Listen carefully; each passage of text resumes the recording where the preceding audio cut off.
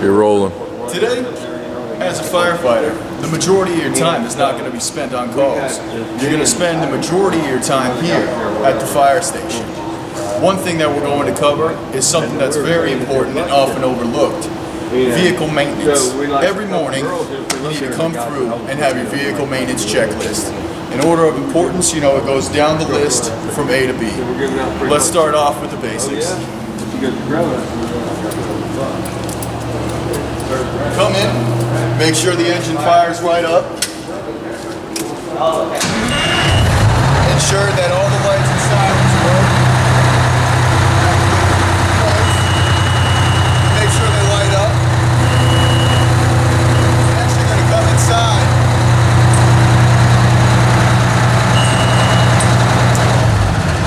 Next, you're going to come inside and check your fuel and fluid levels. Make sure you record that it has fuel in it, oil, coolant, to ensure that you're not going to get stranded out on a call.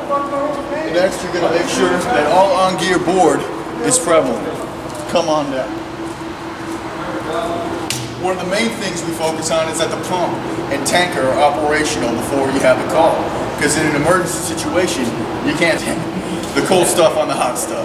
Let's go. Here's the engineer's cabin. This is what holds all of pretty much the basic water tools. We got nozzles, hoses, extension cords. Next we're going to come down to this one. This has your wheel chucks, some more fittings, and oil dry to soak up any oil that leaks out. Here contains the SCBA pack and air pack for the engineer because the engineer cannot wear it while he's functioning. And move on down.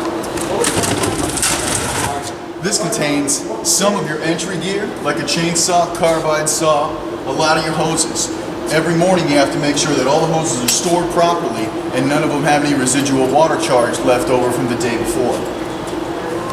Make sure everything upstairs is looking good, all clear on the top for your elevator. Out back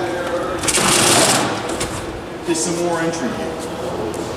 Here we have another bin full of hoses, some additional nozzles, clamps, and clips.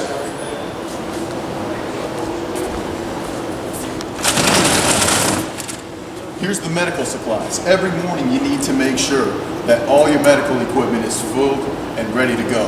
You can't be out in the field and have a short staff or a short supply of any kind of medical gear. You never know what's going to be needed. Here we have some entry equipment, such as ropes and carabiners, if you ever have to do any kind of extractions from an elevated position. Moving on, here's some more of your hand tools. Always ensure that they're properly stored, everything secured in the truck. You don't want anything to come loose when you're running this baby down the road. Another main car. Woo! Another main is here are your fire entry tools, your emergency entry equipment. You got your generator and pump, so any time that you cannot use the vehicle pump on board, you always have a standby equipment. We got saws, axes, and bolt cutters for entry purposes.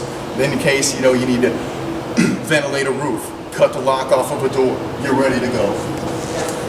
Ensure that all handheld tankers are filled and operational to ensure that in case you have to run in with one, you're ready to go.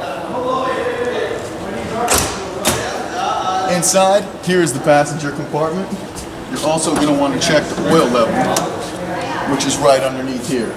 Pull it out, basic dipstick.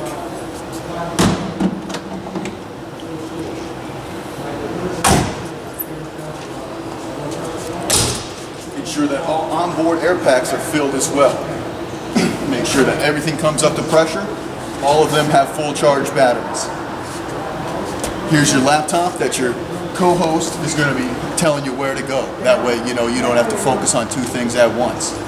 Basically, you run down the entire checklist from A to B, ensuring that everything is done before you get on the road. You need to do this every shift to ensure that it's proper and ready to position. Because when you get an emergency call, you can't be taking time to make sure that you have the equipment on the truck. I hope this has been beneficial. See you next time.